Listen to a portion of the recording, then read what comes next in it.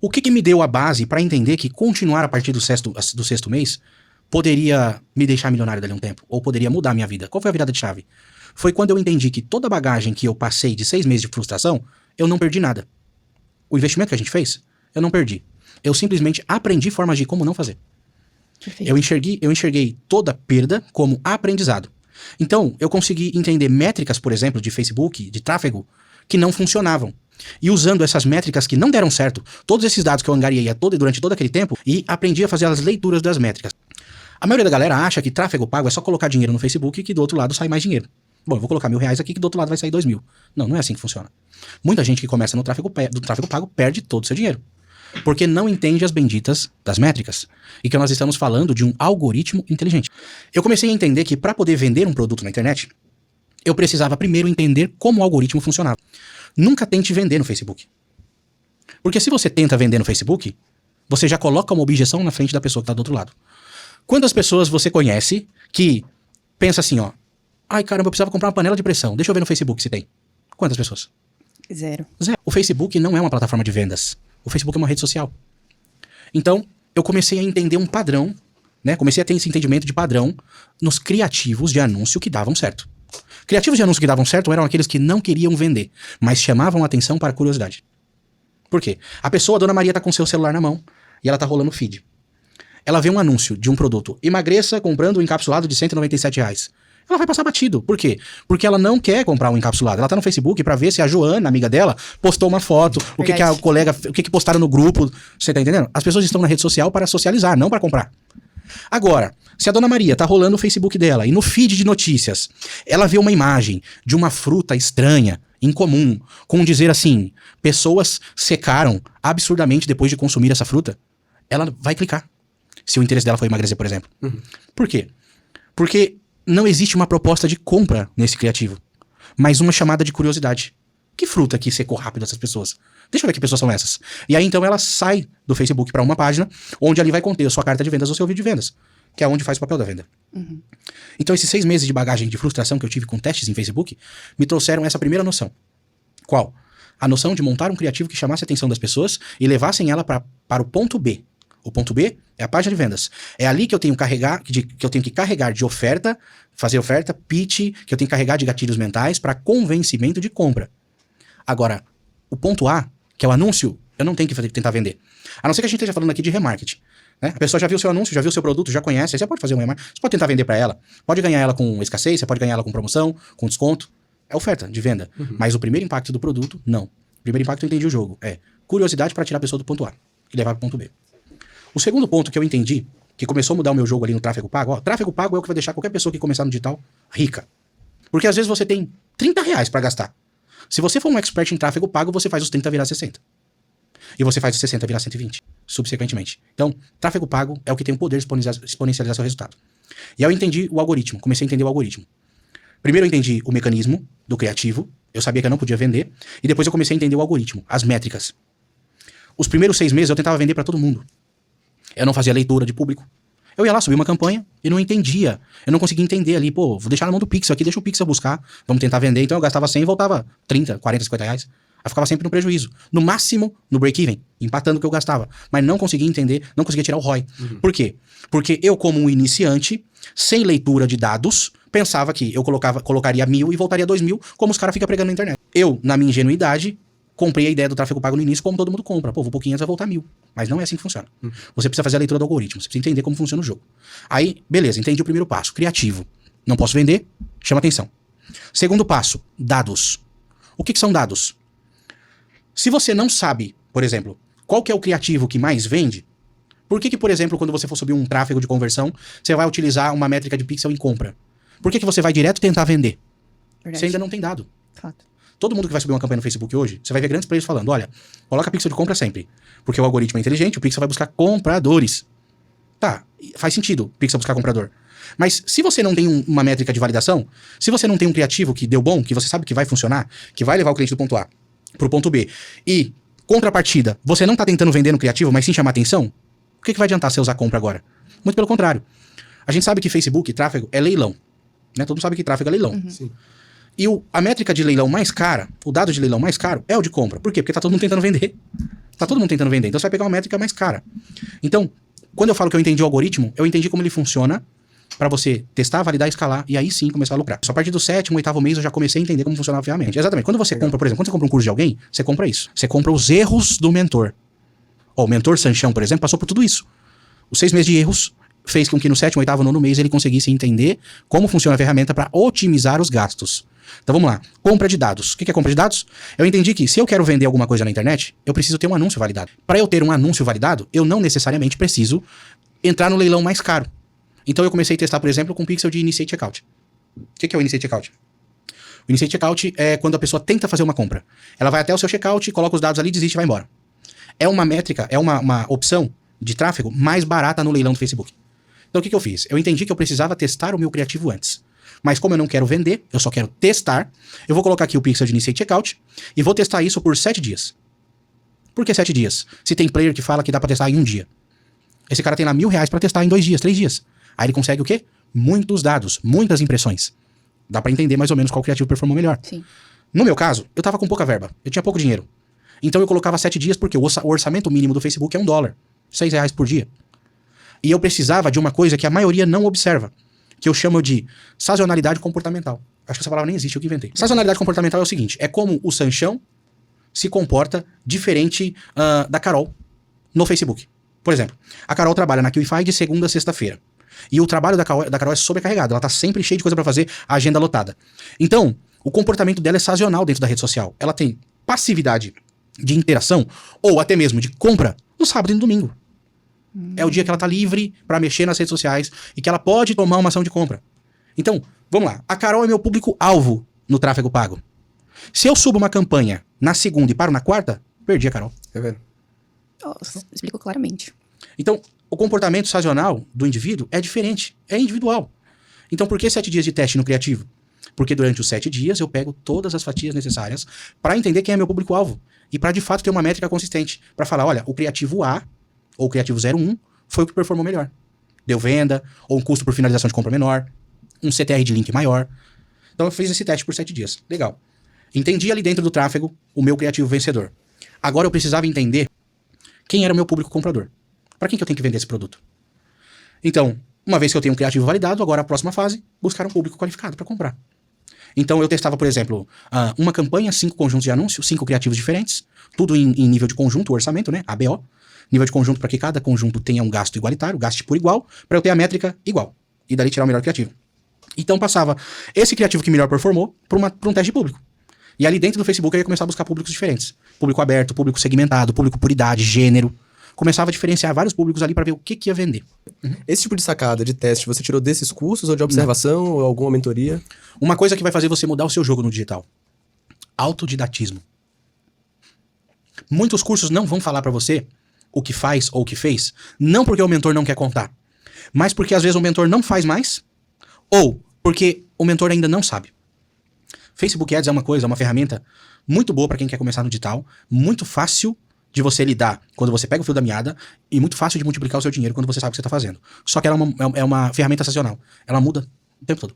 Muda o tempo todo. Você faz um curso de Facebook Ads hoje, volta daqui 6 meses. Tá totalmente diferente. Totalmente diferente, mudou tudo. Então assim, eu não peguei essas estratégias em curso que eu fiz. Eu peguei na prática. Eu comecei a entender. Lembra que eu falei, os 6 meses de bagagem? Sim. Cara, eu comecei a observar as contas, ó, uma sacadinha. Todas as contas que você toma bloqueio, não exclui a conta. Mantém a conta lá. São métricas. São dados. Você vai precisar ler isso depois. Então essas contas que a gente tinha bloqueado na época, tinha conta que caiu, todo aquele dinheiro que a gente gastou, começou a me trazer esse padrão. Por que eu aprendi tudo isso aqui? Porque eu tinha aqueles dados durante aqueles 6 meses. Pô, eu não testei criativo, meu. Por isso, ó que merda que foi essa campanha. Ó, não testei o público, ó que bosta, por isso não deu ROI. Então, saí de um criativo validado, comecei a buscar público de interesse aberto, comecei a testar novos públicos. Aí que vem a brincadeira de gente grande. É quando você tem um criativo e um público validado. É aí que a galera se perde. A galera que começa no digital, igual eu falei, acha que é pôr R$1.000 aqui que vai sair 2.000 aqui. Não. Pra entrar 1.000 aqui e sair 2.000 aqui, você tem que passar por um processo. E o nome desse processo é teste e validação. A terceira fase é a bonanza. É a escala. Sim. É onde você começa a colher os seus frutos. Por isso que teste, você só gasta. Você está comprando dados. E através desses dados você vai entender o que performa melhor. E aí você vai começar a colher os seus frutos. Então eu testava criativo por 7 dias e público de 3 a 7 dias também. Por que público de 3 a 7 dias? Mas você não falou do comportamento sazonal? Por que você não faz então público toda vez 7 dias? Porque assim, ó, o comportamento sazonal ele influencia muito. Mas principalmente na fase de criativo. Porque você acabou de montar uma foto ou um vídeo, né, um criativo de anúncio, que você não sabe se vai performar. Você pode ter achado o seu criativo maravilhoso. Você joga ele no Facebook e ninguém interage. Você pode ter achado o seu criativo horrível. Você joga ele no Facebook, explode de comentário, curtida, CTR e vai lá em cima. Então assim, o comportamento sazonal ele é mais importante na fase de criativo. Na fase de público, você já validou um criativo. Então você já sabe que ele chama atenção. Então não necessita de tanto tempo de teste. Então eu costumava testar de 3, no máximo 7 dias o público. Quando eu entendia qual que era o público que iria comprar o meu produto, aí então eu passava para a fase de escala. Que foi quando, após os 6 meses, eu comecei a colher resultado. Lembre-se, você é empreendedor que está começando. Tudo que você ganhar não é o seu salário. Se você não reinveste os seus ganhos, você não aumenta os seus ganhos. Então, reinvista a maior parte daquilo que você ganha. Isso é empreender. Você vai fazer com que o seu resultado seja mais alto, mais exponencial a cada mês. Então, tipo, ganhei 10 mil no mês de lucro, aí reinvesti, tirei uma partezinha só para sobreviver, reinvesti o lucro, ia reinvestindo até chegar em 100 mil, 200 mil, meio milhão, 1 milhão, assim. Show de bola. Nenhum desses caras que você vê que faz 1 milhão por mês, faz 1 milhão por mês. Esses caras que fazem 1 milhão por mês, gastam meio milhão por mês pra fazer 1 milhão por mês. Sim. E 1 milhão, 1 milhão é faturamento. Fora outros valores que saem desse faturamento pra chegar no lucro líquido, que às vezes não é meio milhão, às vezes é 300, 200 ou até menos. Exato. Depois de já ter validado um criativo e entendido qual que é o público campeão, aquele que mais está convertendo, a primeira modalidade de escala que a gente faz horizontal é a triplo 1, tá? O que é o triplo 1 que a gente chama? Uma campanha, um conjunto e um anúncio. Anota aí, gente. Uma campanha, um conjunto, um anúncio. Por que eu escalo de triplo 1? Porque eu já entendi que o criativo é validado, que o público deu certo, então agora eu vou confirmar isso. Então eu costumo colocar um orçamento de um produto, tipo, custa 197 o produto. Eu coloco o orçamento desse produto lá na campanha, ou no conjunto de anúncio, faço esse triplo 1 e deixo rodando. Deu resultado? Voltou com ROI, deu lucro, aí eu vou começar a escalar agora a nível exponencial. O que eu faço? Eu pego esse mesmo conjunto que deu resultado, esse público que deu resultado, levo para uma segunda campanha no modelo CBO, modelo de anúncio CBO. O que é o CBO? É quando eu coloco o orçamento na campanha e não no conjunto. Lembra dos primeiros testes? Criativo, público. ABO, nível de orçamento em conjunto. Eu falando pro algoritmo que eu quero testar todas as formas de forma igual. ABO, essa forma. CBO é quando eu entrego na mão do Facebook, do algoritmo, a distribuição do orçamento. Olha, Facebook, eu já sei que esse criativo é bom, que esse público é bom. Agora tá na sua mão encontrar a fatia compradora. Então eu coloco CBO. E o que eu faço numa escala, uma larga escala? Eu pego esse conjunto de anúncios, esse público que deu certo, esse criativo que já está validado, coloco dentro de uma campanha e multiplico esse conjunto em várias vezes. Como assim? Tudo vai depender do seu bolso. Se você tem, por exemplo, R$60 para gastar na campanha por dia, duplica esse conjunto vezes 10. São R$6 de orçamento diário para cada conjunto de anúncio, que é o mínimo que o Facebook permite. Se você tem R$600 para gastar por dia, duplica vezes 100, que aí são 100 conjuntos de anúncio gastando R$6. São R$600 de orçamento diário. Por que esse modelo de escala dá certo? Porque eu já validei um público, já validei um criativo. Estou entregando na mão do algoritmo, para cada conjunto de anúncio, o orçamento mínimo necessário, R$6. E como eu estou utilizando o CBO, fica na mão do algoritmo a distribuição desse orçamento com base nos anúncios e públicos que estão interagindo mais, ou seja, com maior probabilidade de compra. Começa a sair compra nesses conjuntos a partir do primeiro, segundo dia, a custos ridículos. Você vai começar a ter conversão a R$2, R$3, em tickets de 97, tickets de 147. É bizarro. Já pensou em vender um produto de R$200 e gastar R$2 para isso? Nossa, isso acontece. É muito louco. Quando você faz esse modelo de escala. Por quê? Porque você entregou na mão do algoritmo a distribuição de orçamento. Você colocou um ticket mínimo, um budget mínimo ali de orçamento para cada conjunto. Então, quando você entrega o orçamento pro Facebook, pro algoritmo, o algoritmo vai fazer de tudo para trazer a conversão, a venda, né? Aí você já utiliza pixel de compra do público para frente, né? Ele vai fazer de tudo para trazer a venda e a conversão dentro daquele orçamento que você deu. Ele fala assim, pô, a Carol só tem R$6 para gastar, vou tentar fazer uma venda para ela. Legal. E aí o que eu faço nessa escala? É óbvio que não são todos os conjuntos que vendem. Porque é CBO. Alguns conjuntos não vão nem gastar dinheiro. Então, a partir do segundo dia escalando, eu começo a estopar, pausar os conjuntos que não venderam. Deixando ativo, então, somente aqueles conjuntos que começaram a performar e trazer resultados com gasto ridículo por venda. Aí vai otimizando, gastando cada vez mais. E aí como que você escala isso? Duplicando novas campanhas e testando novos criativos. Executa em 2 telas. Quando eu compro um curso, que até hoje eu compro. Quando eu compro um curso, uma mentoria, alguma coisa, eu quero aprender algo novo, 2 telas ali, ó. O celular tá aqui na aula e o MacBook tá aberto aqui, ó. Opa, deixa eu ver o que esse cara fez. Aí eu pauso o que esse cara fez aqui e eu vou executar ao mesmo tempo. Sim. Sanchão, como produzir uma boa oferta de upsell? Como produzir uma boa oferta de upsell? Para quem não sabe, upsell é uma oferta consecutiva à primeira compra. Existe uma regra, não é uma regra, mas uma lei, melhor, né? Uma lei que é o seguinte: uma vez que você compra um produto, você mesmo tomou a decisão de comprar um produto, você tá com serotonina no cérebro, né? Você tá feliz, alegre com aquela compra. Então, se eu te fizer uma nova oferta, uma oferta subsequente após aquela compra, você tá mais passivo a aceitar. Porque você tá feliz com aquela compra ali. Então, o que é o upsell? O upsell é quando eu faço uma nova oferta após a primeira compra. Então, a pergunta é, o que fazer de forma mais congruente? Seria, tipo, um tipo de upsell mais funcional? Talvez. Uma opção que desse resultado. Que desse né? resultado? Cara, ofereça produtos que resolvam dores que o produto primário possa causar. Eu vendo um produto de emagrecimento, certo? Eu vou vender produto para emagrecimento. Tá bom. Existe algum problema que pode ser causado após a pessoa emagrecer?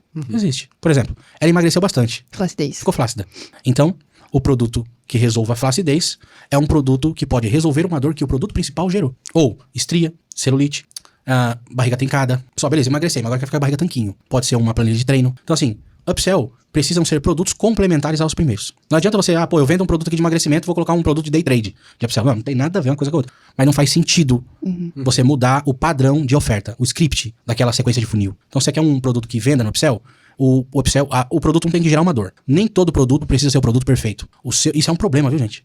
Então, assim, o seu produto não precisa ser perfeito. Muito pelo contrário. Ele tem que gerar um problema. Ele resolve o problema master, mas ele tem que gerar um probleminha ali para que você consiga criar o seu funil subsequente. Isso, você resolveu uma dor, mas você gerou um problema para ela, flacidez. E aí você tem outro produto na sua esteira para resolver a flacidez, sacou? Então, peraí, então eu tenho que dominar aqui essa área aqui do tráfego. Eu tenho que saber quem contratar para fazer isso. Ou essa área de comunicação de marketing. Eu tenho que saber contratar o design para fazer as imagens, fazer os criativos. É o trabalho do estrategista. Precisa ser contada uma história que convença você a querer mais. Verdade. E é assim que funciona para vender um produto. Eu preciso de convencer na história de que o produto é bom para você querer mais. Quando a gente fala de automatização, normalmente as pessoas, elas lembram de uma frase que muitos players do mercado digital diz, que é, enquanto você não ganhar dinheiro dormindo, você vai trabalhar até morrer, né? Sim. Que Warren Buffett falou isso, eu acho, né? Então, a pessoa vai falar assim, então preciso automatizar para ganhar dinheiro dormindo. Não é que você vai automatizar para ganhar dinheiro dormindo. É que quem entende de Facebook Ads, quem entende de tráfego pago, sabe que você não precisa desligar sua campanha, você vai dormir quando você acordar. Tem taxa de vendas feitas. Então, depende de que área que ela quer automatizar. Ela quer automatizar o quê? Processos? Ela quer automatizar tráfego? Ela quer automatizar atendimento, call center, conversão no X1? O que ela quer automatizar? Automatizar nada mais é do que tirar das costas dela a função. Ou seja, é o que eu sei fazer muito bem, que você perguntou ontem, né? O que você faz hoje, Sancha, muito bem na sua empresa? Eu delego. Eu sou um cara muito bom em contratar as pessoas pra fazer o resto por mim. Show. Então, pro amigo aí, por exemplo, que quer se destacar, depende do que ela vai fazer. Você quer se destacar no quê? No tráfego. Investe mais, tenha resultados mais expressivos. O Facebook Ads é o melhor para começar a vender seu e-book PLR? Sem dúvida, sem dúvida. Tem gente falando, usa anúncio nativo, a tabula, essas coisas, mas acho que a ferramenta mais completa pro iniciante aprender inicialmente é o Facebook. Tem uma escala absurda, tá? Porque basicamente, sei lá, 95% da população nacional tem Facebook, tá? Então, pra começar é bom. E depois, pra você diversificar o tráfego, você pode pegar também o YouTube. O YouTube também é uma fonte de tráfego muito boa pra vender. Então, eu entendi o seguinte, porra, se eu for ganhar em Libra, ou em euro, ou em dólar, e vou pagar tanto o Facebook quanto o TikTok, que eu tô anunciando agora também em real, pra mim compensa muito mais. Porque é muito mais fácil eu fazer uma venda de, sei lá, de 30 reais. Beleza. Aqui, ó, é muito mais fácil eu fazer uma venda de 30 libras do que eu fazer uma venda de 180 reais aqui pro Brasil. Essa é a questão. Entendeu? Por exemplo, o poder de compra lá fora é muito maior do que o Brasil, que é muito mais simples eu fazer uma venda de 30 libras lá para o Reino Unido do que eu fazer uma venda de 180 reais para o pessoal aqui do Brasil. Então, assim, esse produto que é validado mais aqui no Brasil e ninguém vende lá no Reino Unido, aquela maquininha, ninguém vende. Uns bronzeador que é muito validado aqui no Brasil, a galera tá vendendo muito agora, ninguém vende lá no Reino Unido. Eu já vendi, no meu primeiro mês lá no Reino Unido, vendi tipo assim, umas 2.000 libras, 1.600 libras, alguma coisa assim, só testando o produto, eu nem escalei, entendeu? Então assim, se você parar pra pensar, 1.500 libras vezes 6,25, que é o que tá a libra, no primeiro mês, 9.300 reais. Lembrando que o faturamento não é lucro, tá? Só que a questão é o seguinte, a margem lá de fora também é muito maior. Porque, igual eu tava falando, o tanto que a margem lá de fora é maior. Por exemplo, vamos pegar um produto de 30 libras, tá? Eu vou vender ele de 30 libras. Geralmente, num produto de 30 libras, você paga aí umas 10 libras, mais ou menos. 30 libras menos 6%, que é a taxa da Stripe ou da PayPal, que é o gateway de pagamento que você usa, é 30 reais, né? Desculpa, 30 libras, que é o meu produto. Menos 6% de taxa. Geralmente a taxa, eu coloco 6%, que é uma média, tá? Na Stripe é 4,5%. E a taxa no PayPal varia de acordo com o produto. Então, por exemplo, se eu vendo um produto, quanto maior o produto que eu vendo o valor, o PayPal ele vai cobrar menor a taxa. Eu acho isso bizarro. 30 libras, 6% e 100 libras, tá? Eu vou ter 28,20. 28,20 menos, a gente colocou que a gente ia pagar, tipo, sei lá, umas 12 libras no produto. 16,20. Isso é até onde meu CPA pode chegar. 16 libras. Eu multiplico por 6,25. O meu CPA ele pode chegar até R$ 100 que eu ainda não tenho prejuízo. Ticket baixo, para lá de fora é ticket baixo, entendeu? Essa é a questão. E geralmente, pô, um CPA caro, vamos jogar caro, que vai ficar caro, velho. Sei lá, R$ 60 menos R$ 60, entendeu? Tipo assim, o meu CPA geralmente quando ele bate 70, eu já cancelo, porque eu falo, mano, tá caro. Mesmo eu ganhando, eu falo, mano, dá pra ganhar ainda mais. De segunda pra terça é o melhor dia pra subir campanha, tá, galera? De segunda para terça, na madrugada, entendeu? Ela começa a rodar terça. Tem um estudo de Stanford que fala que o único dia que as pessoas estão dispostas a pagarem mais em compra online é terça-feira. Então, a melhor hora para você subir campanha é de segunda para terça. Então, toda vez que eu vou subir uma nova campanha, testar um novo produto, é só ou segunda ou terça-feira, porque às vezes segunda ela roda e terça-feira ela já tá com uma inteligência melhor, aí eu já deixo ela rodando. E campanha minha que rodou, que eu tive margem de lucro líquido, tá? Margem de lucro líquido de 55%. Então, assim, no drop internacional é muito melhor. Meu CPA para uma venda que eu fazia no drop internacional de mais ou menos 19 libras. 19 libras dá o quê? 19 vezes 6,20. De R$ 117 já ficou R$ 15 no CPA. No TikTok, o TikTok ele é um pouco diferente do Facebook, tá? A gente tem que entender qual plataforma que a gente tá usando. Acho que hoje o TikTok tá rodando muito melhor do que o Facebook. Por quê? Primeiro ponto, o TikTok ele não tem marcação de evento específico. Lá no Facebook tá lá, você teve 26 acessos às páginas, você teve 30 initiate checkout, você teve, sei lá, 50 compras e tal. No TikTok, ele pega o aprendizado inteiro. Então, assim, se você teve 30 iniciação de checkout, vamos jogar na realidade, né? 100 page views, 100 pessoas viram sua loja. Das 100, 50 adicionaram ao carrinho. Das 50 que adicionaram ao carrinho, sei lá, 30 adicionaram informação de compra e 20 compraram. Então, é 100 mais 50 mais 30 mais 20. Então, ele tem 150, 180, 200 eventos em um só. Se fosse o Facebook, marcava cada coisa separada. No TikTok, só ABO. Só ABO. O próprio TikTok, ele fala para você fazer ABO. Entendeu?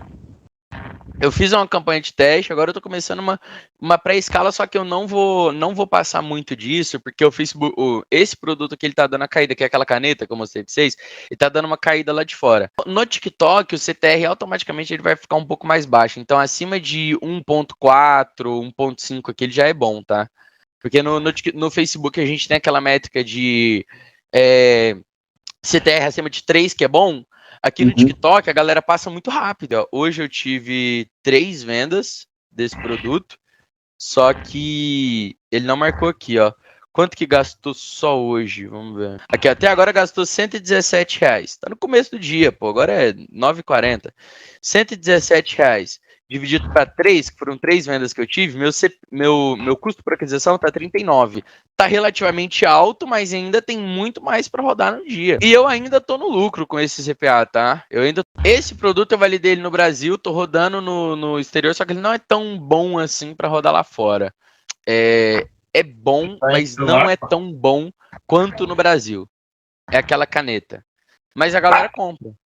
O custo por clique tá um pouco alto, geralmente ele fica 1,50, mas com o rodar do dia ele ainda vai diminuir.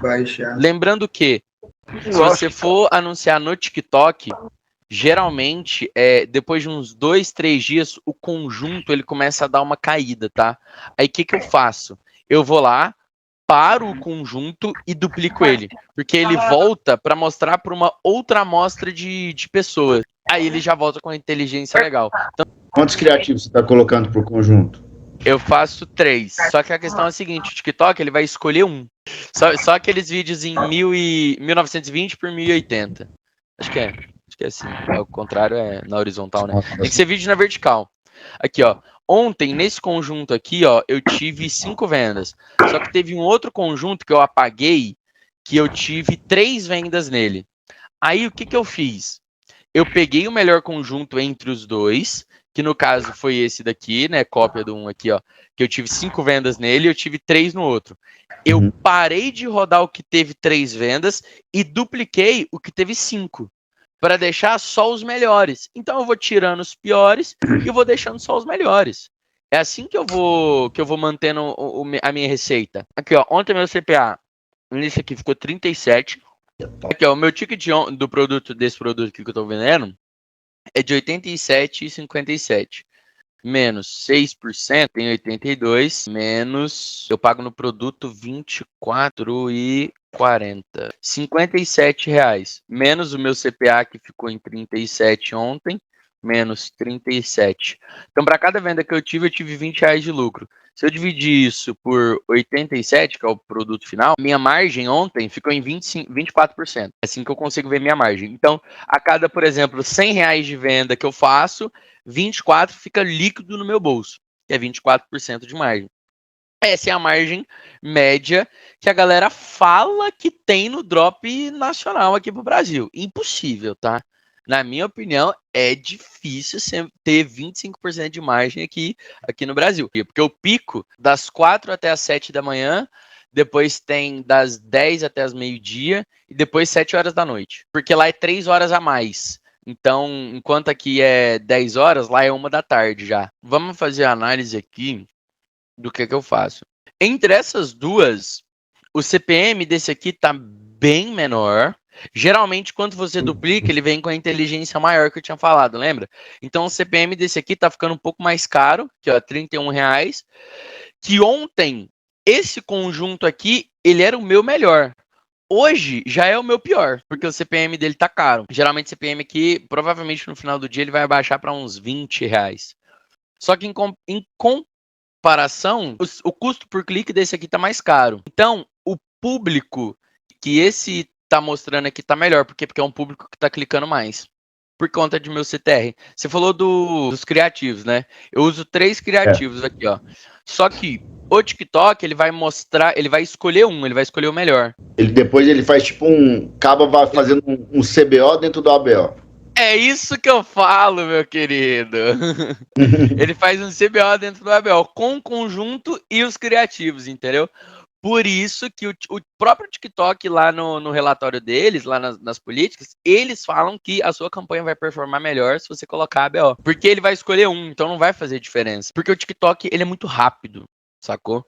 Aqui, ó, nessa campanha ontem, gastou R$ 188. E você vai usar, porque no TikTok, eu já testei aumentar, tipo assim, ó, por exemplo, eu vi que esse conjunto aqui, 10 horas, tá ficando melhor, vem aqui e vou aumentar. Só que quando eu vou aumentar o budget, vou até traduzir aqui, ó, ele vai começar a rodar depois da meia-noite. Se eu vim aqui colocar, tipo, tava lá gastando R$ 188, né? Se eu venho aqui colocar, tipo, R$ 300, ele vai começar a rodar a partir de meia-noite do outro dia.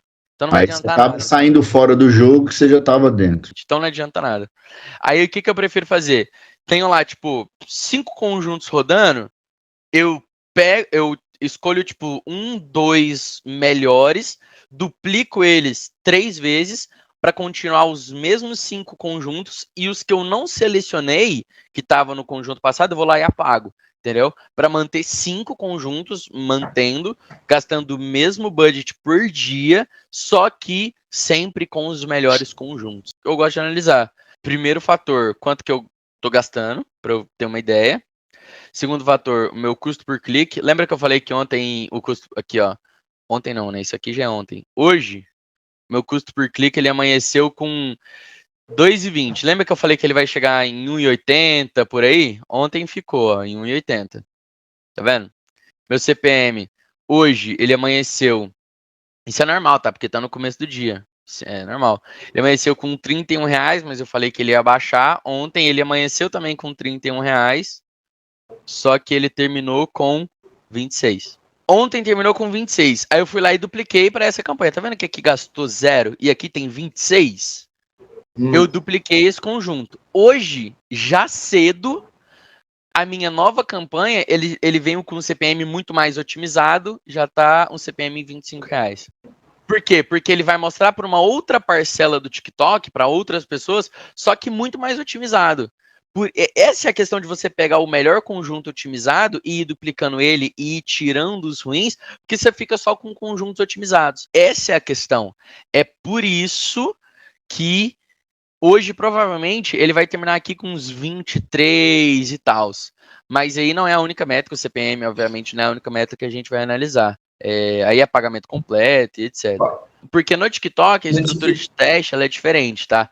No TikTok, sempre 113.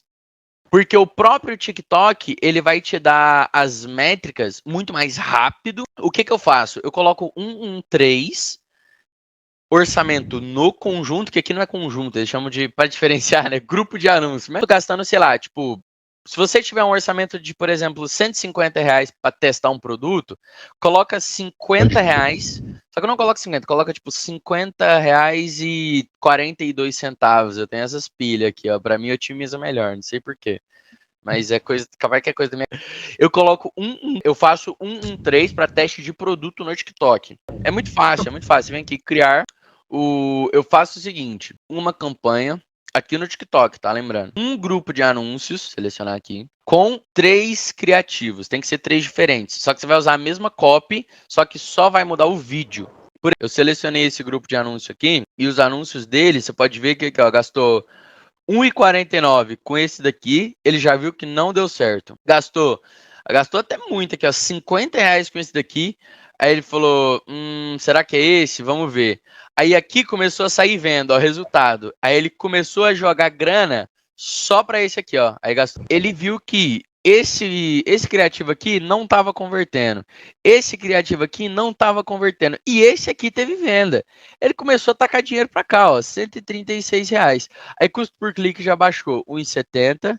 Aqui ele acho que deu uma bugada nas métricas aqui, não sei por quê. Deixa eu dar um refresh aqui. E o meu CPA, né, aqui analisando só o criativo, para esse criativo aqui ficou R$27, entendeu? Eu tive um ROA de 3. Eu investi tipo 10 e voltou 30, por exemplo. Eu investi R$136. Eu não, né? O algoritmo do TikTok investiu para esse criativo R$136 e nele me voltou R$432. Em compensação, aqui nesse outro criativo, gastou R$50, não voltou nada. O TikTok já entendeu. Eu falei, mano, esse criativo não é bom. Nesse aqui gastou R$1,49. Já entendeu que isso aí é uma bosta também. Então ele nem manda dinheiro mais para esse. Mas pro melhor, aí ele já começa a mandar dinheiro pro melhor. Entendeu? Essa inteligência, o Facebook não tem. Sacou? Ele demora muito para entender isso. E eu faço 3, coloco R$50 no conjunto, tudo aberto. Obviamente, igual eu falei, se for maquiagem, esses negócios, pode deixar a segmentação para mulher. Mas idade, tudo aberto, tá? Porque o próprio TikTok, ele vai entender, se você deixar tudo aberto e ele rodando, ele fala, mano, esse é um produto para, sei lá, com uma idade de 25 a 35. Automaticamente, ele começa a entregar só para essas pessoas. Tava gastando R$400 por dia. Se eu vim aqui, ó, ver dados, que são as pessoas que estão anunciando, eu consigo ver tudo aqui, ó. Meu público. Qual que era o meu público que ele tava mostrando? Aprende a fazer teste de produto em 24 horas. Porque é muito melhor, você já testa rápido, você não precisa esperar 7 dias, tals, para fazer uma métrica, começar a funilar e depois começar a vender. Entrou um caixa legal, cara, vendeu, putz, tô com dinheiro, sei lá, tô com R$1.000. Eu posso testar 10 produtos com R$1.000. São 10 dias. Então tudo bem que você não vai testar produto todo dia. Você também não... Primeiro, o budget é muito arriscado. Só que você vai colocar aí R$100 por dia, entendeu? Fazer tipo uma campanha em 133, colocar 33 de orçamento por dia, você já consegue ver métricas, duplicar o conjunto bom, você já começa a escalar, sacou? Eu lembro que no meu produto que eu comecei a escalar, eu fiz gastando R$150 por dia. Eu fiz uma campanha 133 com um orçamento em R$50 em cada conjunto. O primeiro foi, tipo assim, de 25 até 35, o segundo de 36 até 45, e o terceiro de 46 mais, essas idades, né? Vamos supor que o conjunto de 36 até 45 vendeu. O que eu já fiz? Eu peguei esse conjunto e eu dupliquei 10 vezes. Por quê? Porque eu sei que é um conjunto que está vendendo. E qual foi a tabela de tempo? É de meia-noite até meio-dia. Hoje eu testo um produto, antigamente eu testava também, mas hoje é até mais rápido, em 12 horas. Sacou? Por quê? Se você coloca um orçamento de sei lá, R$ 50 por conjunto, em 12 horas você já tem as métricas dele, você já sabe se vende, você já sabe se não vende, você já sabe quem que tá comprando e quem que não compra. Aí se você quiser continuar e tiver budget para isso, beleza, o Pixel vai otimizar mais e mais ainda, ele vai começar a ter venda. Se não teve venda da meia-noite até meio-dia do outro dia, ou seja, 12 horas, se não teve venda, aí se as métricas estiver boas, você fala, mano, acho que vai ter venda. Você espera até 3 horas. Se até 3 horas não teve venda, você fala, mano, tá muito bom, não tem como não ter. Você espera até 7 horas. Se até 7 horas não tiver venda, esquece, o produto não é bom ou sua oferta não tá boa. TikTok, para curto prazo, ele é mais rápido. Para longo prazo, o Facebook é bom, muito melhor do que o TikTok, só que você consegue manter essa longevidade no TikTok arrumando a estrutura da campanha. Às vezes duplicando os melhores, igual eu falei, tirando os piores e fazendo mantendo essa estrutura só com os melhores conjuntos. Aí você consegue ter o TikTok para o longo prazo, tá? Longo prazo que eu falo aí é tipo você conseguir escalar um produto durante 30 dias. Então, assim, são 33 centavos para cada conjunto. Ou seja, gastando R$ 100 por dia. Fábio, é muito duro, cara. Pô, é arriscado. Drop é arriscado. No começo, cara, os meus primeiros meses no Drop, eu comecei em agosto do ano passado. Cara, era em um mês, R$ 1.500 de prejuízo. Eu tinha juntado R$ 10.000. Consegui juntar R$ 10.000. Aí eu entrei com um sócio, com um amigo meu. Falei, cara, vamos tentar? Vamos. R$ 1.500 de prejuízo no primeiro mês. Segundo mês, R$ 1.000 de prejuízo. Aí terceiro mês, só R$ 200 de prejuízo. Falei, opa, tem alguma coisa acontecendo. Aí vamos. Quarto mês, começa a escalar. Segundo mês, aí quinto mês, acha um produto, pá. Então, tipo assim, é o processo, velho. Na hora que você vê que você consegue escalar, aí você taca o pau. Por que tem que começar meia-noite? Tem muita gente que tem essa dúvida, né? É porque a campanha geralmente demora de 2 a 5 horas para maturar. A gente chama de maturação da campanha. Então, ali de meia-noite até 5 horas da manhã, ela até tipo 3 horas da manhã, 5 horas da manhã, ela vai gastar, sei lá, tipo R$ 2. R$ 2. Só que ela vai começar a rodar. 5 horas da manhã a galera tá acordando e tal, aí já começa a ver o seu anúncio. E ele vai otimizando. 6 horas da manhã é o ápice de otimização da campanha se você começou a rodar ela meia-noite, porque ela demorou 6 horas para primeiro entender o produto que você está vendendo, para ela mostrar para as pessoas certas, saber o ticket que você está vendendo, para ela mostrar para pessoas que compram naquele ticket, e a partir das 6 horas da manhã, começar a rodar para possíveis compradores. Aí sim é onde que você vai começar a analisar. Pessoas que têm interesse em promoção de compre 1, leve 2. Esse interesse é bizarro, cara. É a melhor forma de você escalar um produto. Compre 1, leve 2, porque a oferta é muito boa, cara. Eu gosto sempre de usar vídeo, porque a galera compra muito por vídeo hoje. Então, foto dá? Dá, tem que saber escolher a foto. Vídeo dá muito melhor, só que você tem que saber editar um pouquinho também, tem que ter um pouquinho de edição. Então, começa meia-noite, ela vai maturar até 6 horas da manhã. Das 6 horas da manhã até meio-dia, tem que ter venda para validar o produto. Se não teve venda até meio-dia, analisa o que está acontecendo. Só que a questão é o seguinte, você não deixou as 24 horas, certo? Se não deixou as 24 horas, ele não gastou o orçamento total. Então, você conseguiu testar um produto. E se, tipo assim, se até meio-dia você viu que as métricas tá ruim, se TR tá baixo, a galera não tá engajando, você testou um produto com R$ 30.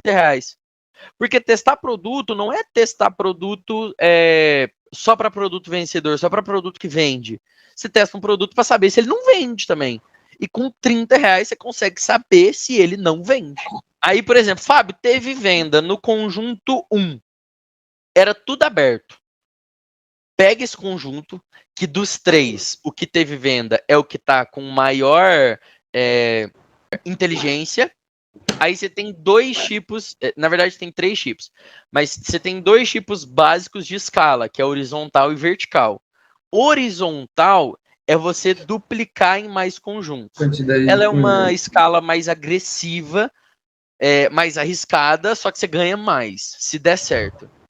E a escala vertical é você ir aumentando o budget do conjunto em, no máximo, 30% a cada 3 dias. Então, assim, ó, o primeiro conjunto teve venda. Deixa os 3 rodando, tá? Se teve venda, mano, é show. Deixa. Por quê? Porque significa que o produto vende. Ah, Fábio, eu tô saindo no 0 a 0 até com um pouquinho de prejuízo. Só que o produto vende. Então, futuramente, quando você colocar mais orçamento, ele vai mostrar para mais pessoas vão comprar. Aí sim você começa a ter lucro. Teve venda no primeiro dia? Deixa até o terceiro dia. Aí, no terceiro dia, teve, sei lá, 3 vendas. Você tá no 0 a 0. Você começa a aumentar um pouco o budget, né? O orçamento da campanha, no caso do conjunto. Ou você começa a duplicar os conjuntos, porque aí você começa uma escala. Eu faço teste de produto desse jeito. O Facebook, às vezes em um conjunto, ele mostrou para um grupo de pessoas. Se depois de 3 dias, tá, não tiver venda em um conjunto, aí sim você pode cancelar ele. Depois de 3 dias. Mas aí é só depois de 3 dias. Tira ele e duplica o que teve venda. Tô gastando em 2 conjuntos R$188. Aqui, ó. 188 para esse, 188 para esse. Vai dar o quê? Por dia? Por dia. Só que a questão é a seguinte. Até agora, antes do meio-dia, gastou R$151, tá vendo? Mas isso eu já tô com uma parte mais avançada do funil, não é pra vocês ir lá e colocar R$188 que vocês vão Mas o mínimo isso. Qual que é, assim, pra testar o produto? Mano, eu tava comentando aqui, tá? R$100. 100. Tem que ter R$100. R$100 você já consegue testar. Principalmente no TikTok. Por exemplo, hoje, até agora, já gastou R$151. Agora ele marcou as vendas. Lembra que não tinha marcado lá no começo? Tem 5 vendas. E eu já vendi R$428. Investindo 151. Perguntaram quais são os principais e os melhores países para vender, principalmente ali na região da Latam. Como o Cacheta falou, por exemplo, a Colômbia, o pessoal da Colômbia tem o hábito de comprar em conta e entrega, tá? Então, eu que vendo só com cartão, enfim, o pessoal ali da Colômbia já não tem o hábito de usar. Então é só vocês tirarem a Colômbia dos anúncios, tá? E utilizar a Colômbia com contra-entrega. Mas, por exemplo, eu vendo Chile, México, tem a Costa Rica, que é muito forte também. Então não precisa necessariamente focar nos países que só fazem contra-entrega, tá? Então tem a Espanha também, que é gigantesco, que dá para aproveitar bastante. Tem muitos países que dá para você vender ali e filtrar só o idioma em espanhol. Mas tem alguns países que eu recomendo vocês tomarem muito cuidado. E eu falo isso porque quando a gente anunciou, na época, a gente teve um prejuízo até aprender. Por exemplo, a Argentina é um país que faz parte dos países Latam, porém, os pedidos vindo da China, eles ficam parados na alfândega, tá? Então, tem uma taxação aduaneira lá, que é um tratado político deles, que eu não recomendo vocês venderem mais para lá, por conta disso. Por exemplo, no Panamá, os produtos são extraviados. No Uruguai também o produto demora demais ser entregue, tem produto que é extraviado. Então, o que eu aconselho vocês fazerem, galera? Vai começar a desbravar aí o dropshipping global, o dropshipping Latam.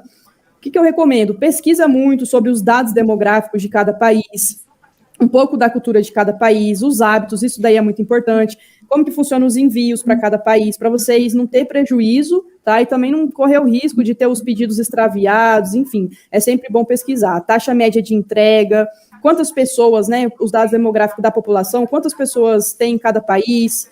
Por exemplo, o México é um país que ele também atua com a contra-entrega, porém, a Espanha também, né? O México e a Espanha. São 2 países que atuam com a contra-entrega, porém a galera também tem o hábito de comprar com cartão de crédito, que inclusive é um dos países que eu vendo para lá. Então, tem vários, assim, detalhes de um país para o outro que é muito importante vocês saberem, estudar, antes de colocar a operação ali para rodar 100%.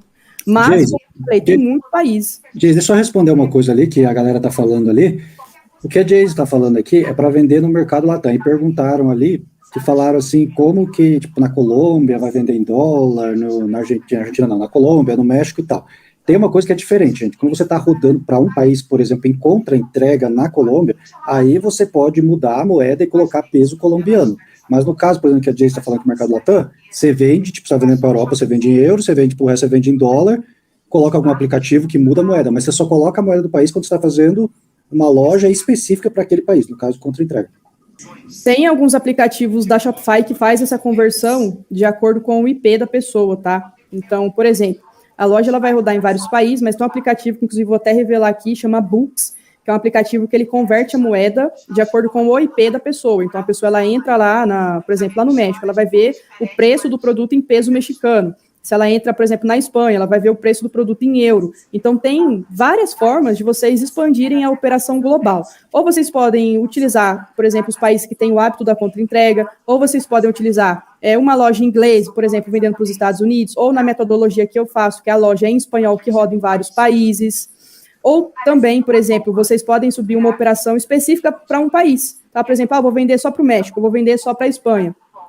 Então, tem várias formas. Então, bora, galera, aqui eu vou compartilhar com vocês o que vocês precisam para começar uma operação assim, hoje, agora. O que eu preciso para atuar na metodologia que eu faço e já começar a vender para vários países. Primeira coisa, aqui eu vou falar do que eu faço, que eu já tenho experiência, que é a loja em espanhol vendendo para vários países, né? Como eu expliquei, tem várias formas. Aqui eu vou falar da que eu faço e que ia dar certo para mim.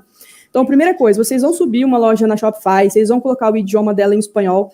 Só toma cuidado, tá? Porque o espanhol ele tem muitas variações. Então, jamais utilizem o Google Tradutor. O Google Tradutor, ele mistura todo o espanhol e a tradução ela fica toda incoerente, tá? Então, não recomendo o Google Tradutor. Vocês vão colocar a loja de vocês em espanhol, vai selecionar a moeda dólar, se você mora aqui no Brasil, tá? Você vai colocar a loja em dólar. E por que isso?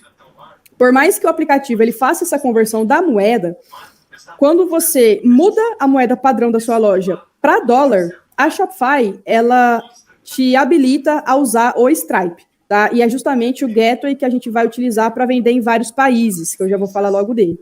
Então, beleza. Você vai subir uma loja, vai colocar o idioma dessa loja em espanhol e vai colocar a moeda em dólar. Fechou? Beleza. Seleciona um nome para essa loja, compra um domínio .com, que vai te permitir rodar em vários países, que é um domínio que é global, tá? Você pode comprar na GoDaddy, na Hostinger, enfim. E só se atenta com o nome que você vai escolher, tá? Por exemplo, quando eu montei a minha loja para rodar em espanhol, o que eu fiz? Eu já tinha uma operação rodando no Brasil e ela chamava, por exemplo, Loja da Diese. Quando eu joguei essa loja pro espanhol, eu coloquei Tienda da Diese, que é a loja em espanhol. Eu repliquei a minha operação para fora, foi isso que eu fiz. Você vai configurar ali o seu frete, beleza? Isso aqui, muito cuidado. Muitas pessoas falam assim, olha, eu estou tendo muito checkout abandonado, a galera não está conseguindo finalizar as compras. Por quê? Porque você precisa configurar o seu frete e o seu mercado para que a sua loja ela fique apta para rodar em vários países. Então, por exemplo, quando você entra na parte de mercados, você precisa ativar o mercado internacional, beleza? Você vai perceber que quando você ativa aquele mercado internacional, automaticamente a Shopify ela baixa um aplicativo chamado Geolocation, que é justamente esse aplicativo que vai te permitir rodar em vários países com a mesma loja. Se isso não estiver ativo, por mais que você esteja anunciando com essa loja, as pessoas não vão conseguir finalizar as compras. Então, muito cuidado, porque isso é muito importante, tá? Teve algumas pessoas questionando, falando que estava tendo muito checkout abandonado, que não estava conseguindo vender. Então, corre lá, faz a configuração do frete e ativa o mercado internacional, beleza? Show. Em relação aos produtos, bom, Jayce, estou com a minha loja pronta, estou com a loja montada, agora o que a gente precisa fazer? A gente precisa adicionar produtos na loja, que é o que a gente vai vender. Show. Então, dicas de produto. Foque em produtos de ampla demanda, tá? Como eu falei, coisa para casa e cozinha, que todo mundo compra, coisa de saúde e beleza. Por exemplo, eu vendi um anti-ronco, que é um dilatador nasal, né? E é um produto muito bom, porque ele faz a liberação das vias aéreas. E um outro produto que eu até postei aqui no canal do YouTube, que é um descompressor das vértebras do pescoço, que ele alivia as dores no pescoço e tal. Então, por que são produtos que eu consegui escalar muito? E é justamente essas características que é importante vocês entenderem. Primeiro ponto, são produtos que abrangem uma ampla demanda de pessoas. Então, a maioria das pessoas tem dor no pescoço, independente se é alto, baixo, gordo, magro, loiro, branco, independente. A pessoa no mundo inteiro tem dor no pescoço. Então, é uma dor, tipo, mundial. Então, eu fui focando nesses produtos que abrangem, assim, uma ampla quantidade de gente. Então, por isso que eu acertei rápido. Agora, não vem com um produto muito nichado, não. Por exemplo, Vou vender um tapete de yoga. Velho, pelo amor de Deus, quantas pessoas que vocês conhecem que, sei lá, que faz yoga ou que comprariam um acessório de yoga? Então, não foca em coisas muito nichadas, porque a loja vai rodar em vários países e são muitas culturas diferentes, tá? São culturas diferentes. Então, foca no que pega a maioria da galera. Saúde, beleza, autocuidado. Quando eu vou minerar, eu vou deixar uma dica de ouro aqui para vocês. Eu gosto de trabalhar com produtos que pegam dores emocionais. Abrindo um jogo aqui com vocês mesmos. Por quê? Porque, primeiro, a dor emocional, ela é uma coisa que parece que não tem preço, sabe? Então, quando eu vou vender um produto que melhora a autoestima da mulher, por exemplo, teve um batom, assim, que eu vendi, que realçava os lábios e tal, que foi um produto que eu escalei demais também, falando aqui para vocês. Por quê? Porque, às vezes, a dor emocional, ela não tem preço. Imagina só, uma mulher que está se sentindo para baixo, uma mulher que está se sentindo gorda, está se sentindo feia, ai, mas meu marido não me olha mais, estou me sentindo feio, cabelo feio e tal. Beleza, isso aí é uma dor emocional. Imagina você chegar com um produto que vá solucionar essa suposta dor dela. Cara, isso não tem preço, tá? Então, por isso que eu gosto de mirar nesses produtos, que eles me dão um alto poder de escala, eu consigo vender para muitas pessoas. Então, tem gente que fala assim, ai, mas dá bloqueio e tal. Sim, todo mundo que anuncia no Facebook toma bloqueio. Então, foque em aprender também contingência para você saber vender esse tipo de produto, mas é os produtos que eu gosto de trabalhar que me dá muita escala. Então, Jay, estou com a minha loja pronta, faz a sua mineração, pega alguns produtos de praticidade do dia a dia, que é um dos produtos que eu gosto de trabalhar também. Tudo que vai fazer a pessoa economizar tempo, que vai proporcionar praticidade, que tem uma transformação na vida da pessoa, que resolve uma dor ou um problema, é o tipo de produto que eu gosto de trabalhar até hoje. E por que eu falo isso? Porque a escolha de produtos, cara, isso aí foi uma coisa muito tensa para mim, tá? Porque eu falar para você, que Deus teve misericórdia, mas acho que eu testei uns 40 produtos até acertar o primeiro. E eu não tenho vergonha de falar isso, não. Mas é engraçado, porque o que eu fazia? Eu entrava no AliExpress, eu ficava olhando o produto que eu achava bonito, que eu achava legal, e aí quando eu colocava para vender, o produto não vendia, eu ficava triste, velho. Eu não queria desagarrar daquele produto, mas de jeito nenhum. Eu falava, não, esse produto tem que vender, é bonito demais, tem que vender. E eu não soltava aquele produto de jeito nenhum. Até eu entender que eu tenho que vender aquilo que as pessoas já estão querendo comprar, aquilo que as pessoas precisam e não o que eu quero. Então, por isso que eu estou deixando essa dica aqui para vocês, porque a escolha de produtos foi uma das coisas que atrasou muito os meus resultados. Então, não cai nesse erro que eu caí. Foque em produtos de ampla demanda. E evitem produtos. Então, evitem produtos que realmente podem dar problema, produtos que podem dar muita troca, igual eu falei, de roupa, tamanho, a não ser que você vá vender para um país. Por exemplo, não, Geis, eu só vou vender para os Estados Unidos em espanhol. Ou só vou vender para o México, só para um país. Aí, beleza, aí você pode vender sapato, roupa. Do contrário, não, tá? Porque como a loja ela vai rodar em vários continentes, por exemplo, Latam, América do Norte, Europa, a tabela de medidas é diferente. Então, por isso que eu não aconselho, tá? E a logística reversa também para fazer o reembolso ali é um pouco chato. E se você tiver uma taxa de reembolso muito alta, o Ghetto ele pode suspender a sua conta. Então, por isso que eu recomendo vocês tomar muito cuidado. Sempre dê preferência para o frete AliExpress Standard Shipping, tá? Standard Shipping, porque ele é o frete padrão ali, a gente sabe que ele libera o código de rastreio, o envio dele ali, as rotas dele são mais rápidas e ele não vai ter problema. Então não fique inventando de querer pagar mais barato, às vezes em frete que vocês não conhecem, porque o barato pode sair caro depois, tá? Então muito cuidado. Então beleza, montei a loja, tô com produto, tudo configurado, o que falta agora para mim vender? Calma. Agora você precisa fazer um cadastro no gateway de pagamento, tá? Então, quais são as opções que a gente tem de gateway de pagamento para vender lá fora?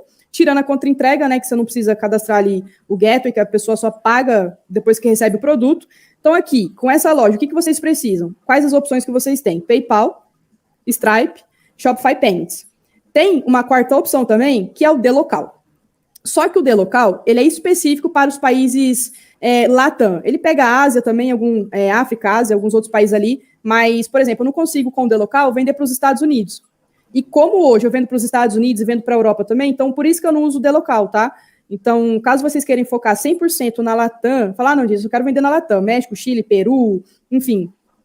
E ali eles têm muitos meios de pagamentos específicos, usa o D-Local. Tá? Usa o D-Local que ele também vai te servir. Agora, se você quer fazer como eu, que vende para vários continentes, aí eu recomendo você usar, tem o PayPal, tem o Stripe, tem o Shopify Payments. Tá? E quando você for fazer o seu cadastro na Stripe, tem muitas pessoas que ficam colocando endereço dos Estados Unidos ou de outros países. Não, você vai colocar o seu endereço, tá? Você não vai colocar endereço de outro canto, não sei o quê, porque se der divergência ali dos dados, como eu falei, o pessoal, eles são muito rigorosos. eles são muito rigorosos. Se der divergência de dados ali na verificação da sua documentação, o que vai acontecer com você? Eles vão suspender a sua conta com dinheiro e tudo, tá? Então, você toma muito cuidado, preenche tudo certinho, seu endereço mesmo do Brasil. Você vai colocar a sua conta bancária do Brasil mesmo, não precisa abrir empresa fora.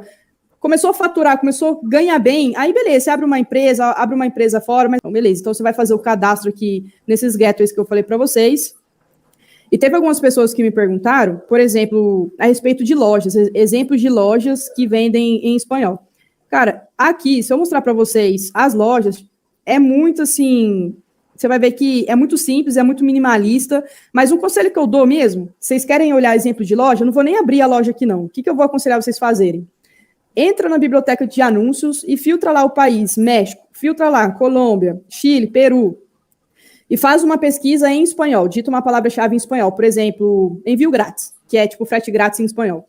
E você vai ver que aparece algumas lojas de dropshipping, e algumas mesmo, tá? Porque você vai perceber que não tem muita coisa, você vai ver que a concorrência é mais baixa, inclusive, eu sempre falo isso pra galera, eu falo assim, olha, as ferramentas, como um todo aqui do digital, ferramenta de mineração, ferramenta de planilha, não sei o que e tal, as ferramentas, elas servem para facilitar a nossa vida, tá? Porque no dropship a gente tem que fazer muita coisa. Então, as ferramentas, elas vêm para facilitar. Mas, por exemplo, quando a gente começou a desbravar ali os anúncios em espanhol e não tinha quase nada sobre isso, a própria biblioteca do Facebook foi uma faculdade para a gente.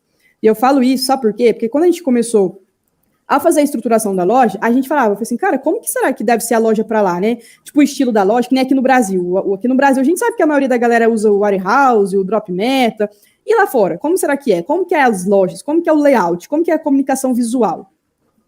Como que é os anúncios? O que a galera vende? O que eles estão acostumados a comprar, ver na internet? E essa pesquisa de mercado, ela é muito importante. Por quê? Como que você vai chegar ali vendendo algum produto, sendo que você nem conhece, nem sabe como que é? Sabe? Então, você tem que alinhar e entender um pouco do que a galera já está acostumada. Não adianta você chegar com um estilo de anúncio, alguma coisa diferente, que vai causar uma certa estranheza. E eu falo isso, sabe por quê? Porque a galera que começou a expandir agora, por exemplo, os mentorados que começou a expandir para global, eles me questionam, eles falam assim, nossa, mas o checkout é só isso? Porque o checkout da Shopify que a gente utiliza para vender global, ele é bem clean, ele não tem aquelas coisas que para ficar editando e colocando o botão piscando e não sei o que, ele é muito clean, tá? Então, a gente aqui do Brasil tem essa certa estranheza, porém, para a galera lá fora já é algo mais comum. Então, se você chega lá com o que você está acostumado, às vezes, aqui no Brasil, um estilo de anúncio, um estilo de produto, pode causar uma certa estranheza, isso daí pode atrapalhar suas conversões. Então, é muito importante vocês fazerem essa pesquisa, analisar. Entra na biblioteca, pesquisa, vê como que é os anúncios, o que eles são acostumados a vender, o estilo dos anúncios. Eu falo isso porque uma das coisas que eu não delego aqui na minha operação, para vocês terem ideia, é mineração de produtos. E olha que é uma coisa supostamente básica, tá? E por que eu não faço isso? Porque esse contato que eu tenho com a biblioteca de anúncios é onde eu consigo aflorar a minha criatividade, porque eu sou péssima de criatividade. Então, às vezes eu estou olhando um anúncio de um concorrente, eu falo, cara, o que eu posso aprender com esse anúncio? Eu consigo pegar alguma coisa desse anúncio e adaptar para o anúncio, para o produto que eu já estou vendendo? Esse anúncio tem o quê? É em vídeo, é foto, tem música, tem legenda, tem narração? Uma das coisas que a gente começou a modelar, por exemplo, há um ano e meio atrás, foi aquele estilo de anúncios modelo UGC, User Generated Content, tipo aquele estilo de TikTok e tal, que o pessoal pega o produto e mostra, em forma de review. Tá? Então, isso por que eu estou compartilhando isso com vocês? Porque é importante, galera, porque quando você tem esse contato com os anúncios, vocês sabem o que estão vendendo, vocês conseguem acompanhar as tendências do mercado, tá? Eu não estou falando para você copiar ninguém, eu estou falando para você aprender a acompanhar as tendências para o mercado não te engolir. Então, se você percebeu que tem uns anúncios ali que começou a ficar diferente, você fala, opa, peraí, por que esse anúncio aqui, tá, deixa eu analisar isso daqui. Cara, esse anúncio é diferente, esse anúncio está com uma música, esse anúncio está com uma narração, esse anúncio está com foto, esse anúncio é em carrossel. Você começa a perceber, tá? Você consegue acompanhar a sazonalidade. E eu falo isso para o mercado global, é ainda mais importante, sabe por quê? Porque você está lidando com culturas que não tem nada a ver com a sua, tá? Então, você tem que tomar muito cuidado com isso também. Então, esse contato que você tem ali na biblioteca, com esse acervo de anúncios, na biblioteca do Facebook, na biblioteca de anúncios do TikTok, é muito importante para você ver o que vende, tá? Para essas determinadas regiões. E é de graça, tá? A biblioteca é de graça, a biblioteca do Facebook é de graça, do TikTok é de graça, então aquilo ali serve para você aprender como eles fazem, o que eles vendem, o que a galera está acostumada a vender, para você modelar aquilo que já está funcionando. Não vai chegar lá no mercado assim, tô vendendo em espanhol global, pá, influega ali e vou chegar inovando tudo. Não é assim que funciona. Vê o que está funcionando, aprende a modelar para você não fugir muito dessa linha de raciocínios. Então, ao invés de simplesmente vir aqui te mostrar uma loja, entra lá na biblioteca, entra nas lojas, vai olhando como que eles montam as ofertas dele, por exemplo. Cara, tem gente que fala assim, eu não sei montar criativo, eu não sei montar oferta. Cara, entra na biblioteca, ele tem de tudo, tem loja, tem oferta, tem tudo. Vê o que está escalado, a quantidade de anúncios que está ativo, sabe? E vê ali a quantidade de anúncios ativos, assim, olha, se está ativo, 50 anúncios ativos significa que o cara está escalado. Se está escalado é porque está vendendo. Se está vendendo é porque está dando certo. Então, o que você consegue aprender disso? Tá, filtra ali o país, o México, o Chile, por exemplo. O México é onde tem mais anúncios ativos ali dos países latão, então é uma faculdade aquilo ali. Outra coisa, aplicativos essenciais para vocês colocarem ali na loja de vocês. Primeiro, o Geolocation, que é o aplicativo que vai permitir a sua loja atuar em vários países, né, receber ali em vários países, ficar ativa. Aqui eu utilizo o aplicativo de prova social. Você pode usar qualquer um que você quiser, tem Review, AreReview, Lux, qualquer aplicativo de prova social. Por que prova social? Cara, a prova social na sua página de vendas é simplesmente obrigatório, tá? Por que eu falo isso? Tem gente que, para vocês terem noção, hoje a gente não testa, não sobe nenhum teste de produto se não tiver prova social na página. Hoje, quando vocês vão comprar na internet, seja lá onde for, a primeira coisa que vocês olham são as provas sociais. Inclusive, tem uma pesquisa até da Amazon que eles comprovaram que 63% do tempo que as pessoas passam na sua página de vendas é olhando as provas sociais. E o comportamento de compra das pessoas é justamente esse. Por exemplo, eu mesmo sabendo que essas provas sociais às vezes podem ser manipuladas, eu quando vou comprar na internet, eu olho a prova social. E isso é comum das pessoas fazerem, tá? Porque a gente dá muito mais credibilidade a outras pessoas que já compraram ali no site, que são as provas sociais, do que a própria marca falando do produto em si, que é a sua copy, por exemplo. Inclusive, se vocês instalarem algum aplicativo que faz aquele mapa de calor, que ele tem o Clarity, tem o Hotjar, vocês vão perceber que a pessoa ela fica ali na primeira parte do site, logo em seguida ela pula para a prova social para depois olhar a sua copy. E quando ela olhar a sua copy, é porque ela está procurando alguma informação que ela não encontrou. Então, assim, a prova social ela ajuda demais na conversão, tá? Então é obrigatório. Não coloca sua loja no ar se você não tiver prova social. E o outro aplicativo aqui obrigatório para vocês terem na loja de vocês também é um aplicativo chamado Books. Ele é Books Pro. Vocês vão encontrar ele lá na parte de aplicativos da Shopify. É o famoso Books, que tem muita gente que me pergunta lá no Instagram. O que esse aplicativo faz? Ele é um conversor de moeda local, tá? Então, ele muda a moeda da loja de acordo com o IP da pessoa, tá? Como eu expliquei, se a pessoa entrar no México, ela vai receber ali, vai ver o preço do produto em peso mexicano. Se ela entrar na Espanha, ela vai ver o preço do produto em euro. Se ela entrar nos Estados Unidos, ela vai ver em dólar, independente de qual é a sua moeda padrão. Ela vai ver de acordo com o IP dela, tá? Então, qualquer lugar do mundo que ela tiver, ela vai ver o preço do produto no país dela. Então, beleza. Aí aqui os principais países que eu recomendo vocês, como eu falei, né? Eu vendo para vários continentes, e os principais países que eu gosto de trabalhar. Então, aqui a gente tem os países que pega a Latam, tipo México, Chile e Peru. Então, pode ver que a Colômbia, ela nem tá aqui, porque a Colômbia, o pessoal tem muito hábito de fazer a contra-entrega. Porém, quando eu comecei a vender na Latam, eu anunciei para lá com a loja normal, mas vocês vão perceber que a conversão é bem baixa, sabe? Não vale a pena, tá? Então, foca aqui nesses países. Tem também a América do Norte, por exemplo, os Estados Unidos, tem a Costa Rica e tem a Europa também, que dá para vocês desbravarem tranquilamente, que é a Espanha. Então, olha a quantidade de países. Isso aqui são os meus países xodó, tá? Fora o resto do mundo, que tem muito outros países que dá para vender. Mas por questão de administração, de subir as campanhas e tudo mais, eu gosto de focar nesses países aqui, que são o meu 80-20. Mas se de repente amanhã ou depois eu quiser vender, sei lá, para Israel, igual o Diogo Cachê estava falando, para a Arábia Saudita, cara, a internet ela não tem limite, ela não tem fronteira. Mas isso aqui é só para vocês terem uma noção do quanto é grande o mercado, tá? É grande mesmo, assustador. Então, outra coisa também, galera, perguntar a respeito de um aplicativo que converte o idioma. Eu não aconselho, tá? Inclusive, eu até usei um aplicativo, quando eu estava começando, um aplicativo chamado Trance. Ele é um aplicativo que ele converte, ele traduz a loja de acordo com o IP da pessoa, ele traduz para o idioma. Porém, a tradução ficou, meu Deus do céu, péssima, tá? Péssimo para não falar outro nome.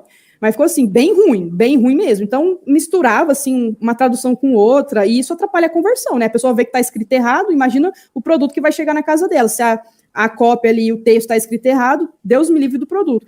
Então, esse aplicativo, eu até cheguei a testar, mas eu percebi que estava tendo muito, assim, incoerência na tradução e a gente acabou tirando. Então, o que a gente fez? Filtrou a nossa loja simplesmente com o espanhol, que é a segunda língua mais falada do mundo, com o nível de sofisticação mais baixa e rodando para vários continentes. Então, isso daqui é literalmente um mapa do que vocês precisam para colocar a loja de vocês no ar, para começar a vender em vários países e ganhar em várias moedas também. E não se limitar só a esses países que eu falei, pode desbravar o mundo. Isso aqui é um norte para vocês ver, sim, que não tem crença limitante, tá? Isso aqui é simples, é simples.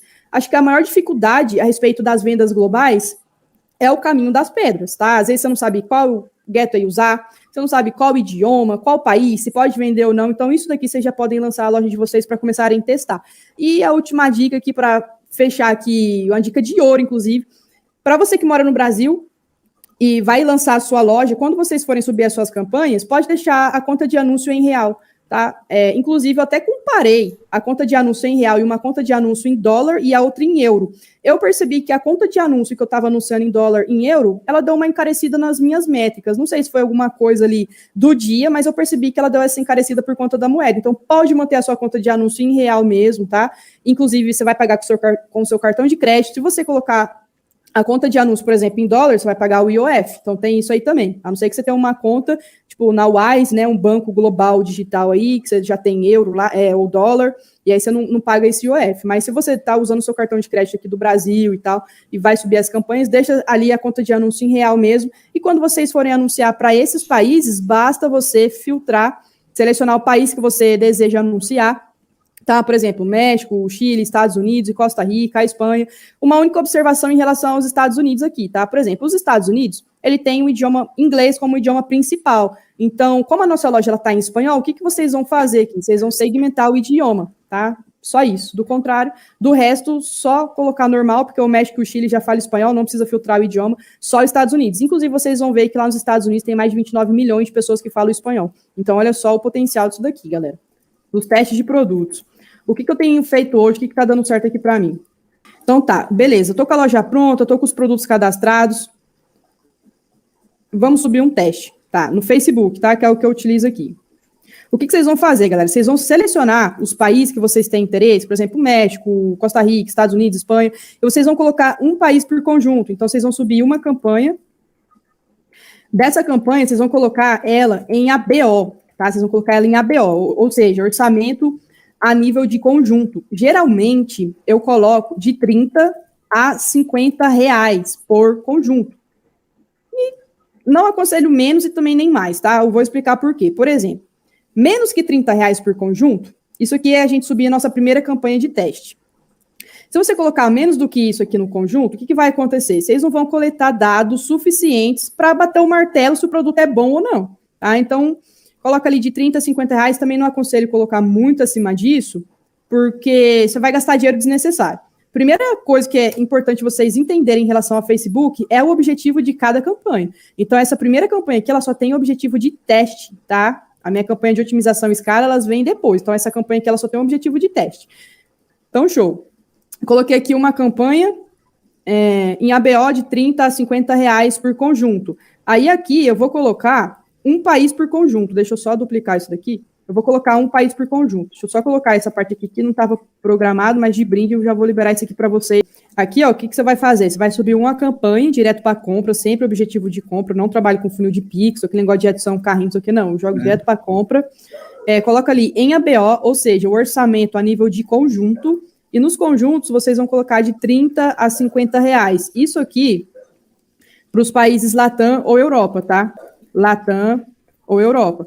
Porque para os Estados Unidos, eu aconselho vocês colocarem ali pelo menos 50 reais, porque o CPM ele é um pouquinho mais alto, mas mesmo assim ainda é mais barato se comparado ao inglês.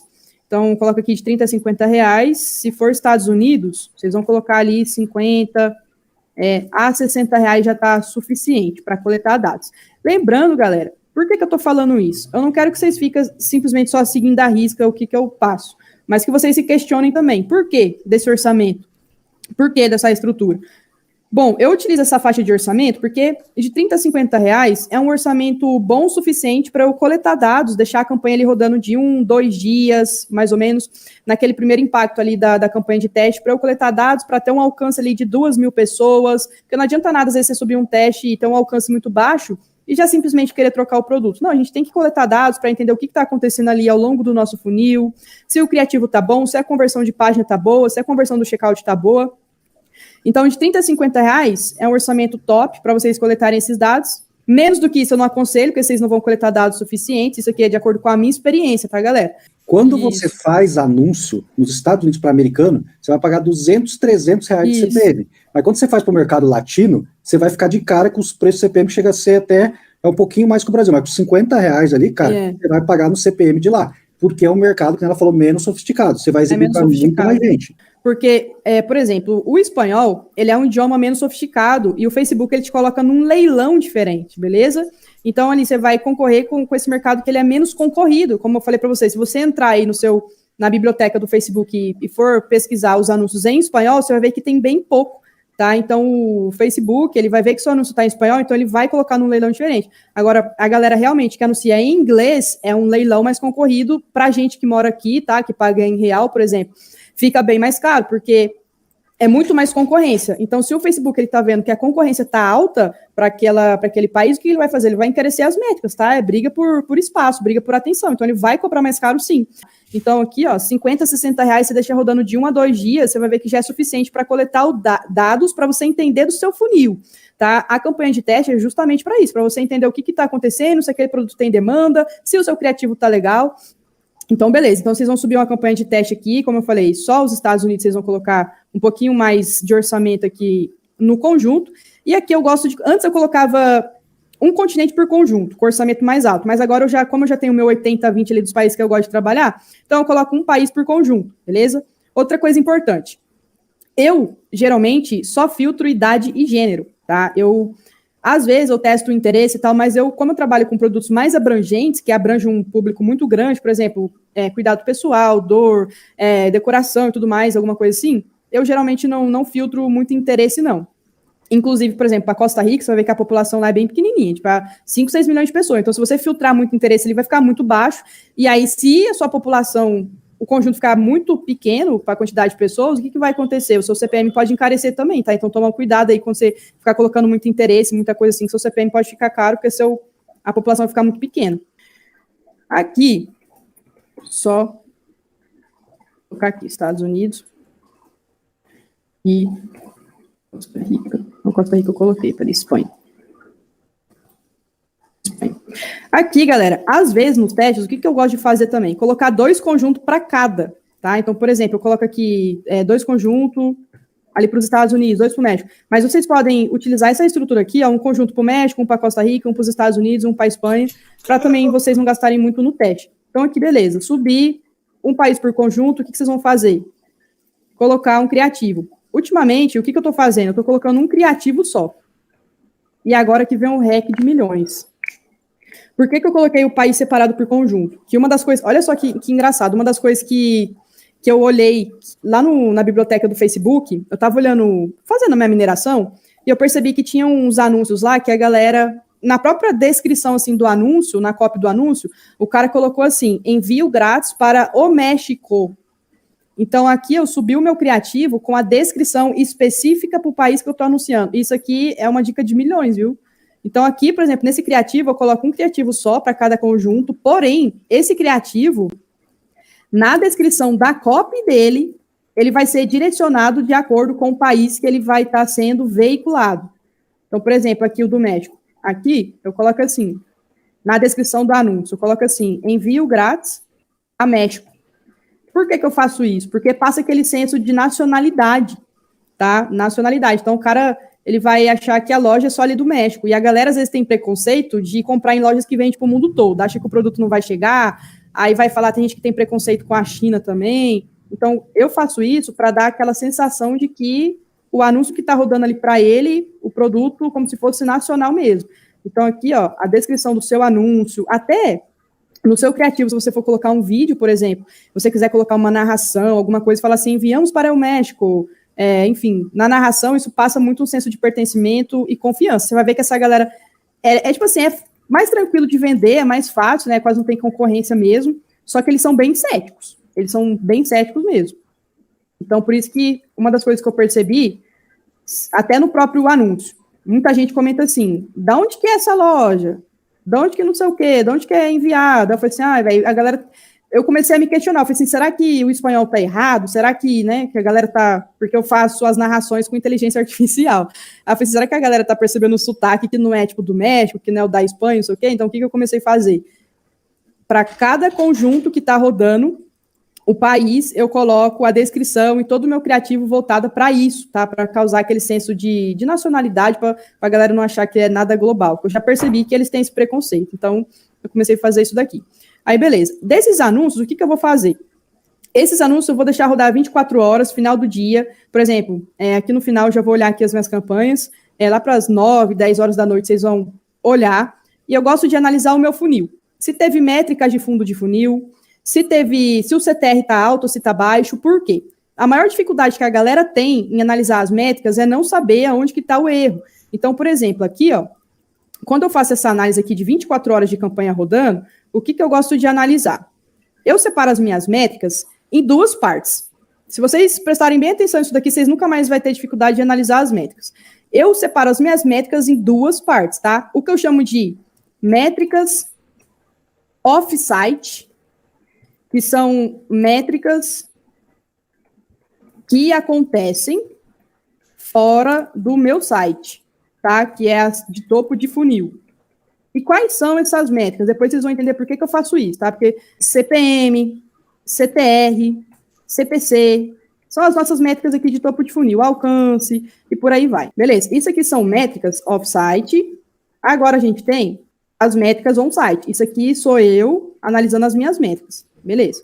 Aí aqui a gente tem as métricas que eu chamo de on-site, que são as métricas que acontecem dentro do meu site. Já vocês vão entender por que eu faço isso. São as métricas de meio e fundo de funil. Aí aqui separei. Quais são as métricas aqui que a gente tem, que são métricas dentro do meu site? A gente tem as visualizações na página de destino. A gente tem adição ao carrinho, initiate checkout, adição de informação de pagamento. E por que eu separo isso e eu analiso com campanha em 24 horas da campanha rodando? Porque, primeiro ponto, se agora, por exemplo, vou olhar minhas campanhas agora, já vai ter rodado bastante, ter gastado bem o orçamento, eu vou olhar minhas campanhas agora. E aí é o calcanhar de Aquiles de vocês, não saber aonde está o erro. O que eu vou olhar? Primeiro ponto, eu vou ver se tem venda ou não, porque a nossa principal métrica, que trabalha aqui com vendas online, é o CPA, tá? Se teve venda ou não. Quando não tem venda, o que eu faço? Eu tenho que analisar o meu funil para saber o porquê não teve a venda, beleza? Eu tenho que analisar para tentar descobrir onde está o erro. E aí, show. Quando eu separo métricas off-site e métricas on-site, fica mais claro para eu visualizar onde que está o erro e posteriormente corrigir. Então, por exemplo, as métricas off-site são métricas que acontecem fora do meu site. Então, aqui, galera, ó, se ela acontece fora do meu site, ela acontece aonde? Lá no Facebook. Tá? Então, isso aqui, ó, métricas lá do Facebook que estão relacionadas ao meu anúncio. Essas métricas acontecem lá no Facebook. Se está relacionado ao meu anúncio, por exemplo, meu CPM está caro, meu CTR está baixo, meu CPC está caro, o alcance está baixo. Aonde que está o erro? Se, por exemplo, o meu CPM está baixo, ou o meu CPM está alto, o meu CTR está baixo. Isso aqui está relacionado ao meu anúncio. Então, por enquanto, ainda não tem nenhum problema no meu site, tá? Então, aqui eu já descobri um gargalo. Se o CTR está baixo, por exemplo, o que eu considero um CTR baixo? Para mim, menor que 2%. Tá? Menor que 2% eu já considero baixo. Eu sei que a média do mercado é acima de 1%, mas menor que 2% eu já considero baixo. Já considero baixo e custo por clique acima de 1,20 eu já considero alto. CPC alto. Acima de 1,20 eu já considero caro. Então, se essas métricas aqui de topo de funil tá cara, o meu erro tá na onde? No meu criativo, no meu anúncio.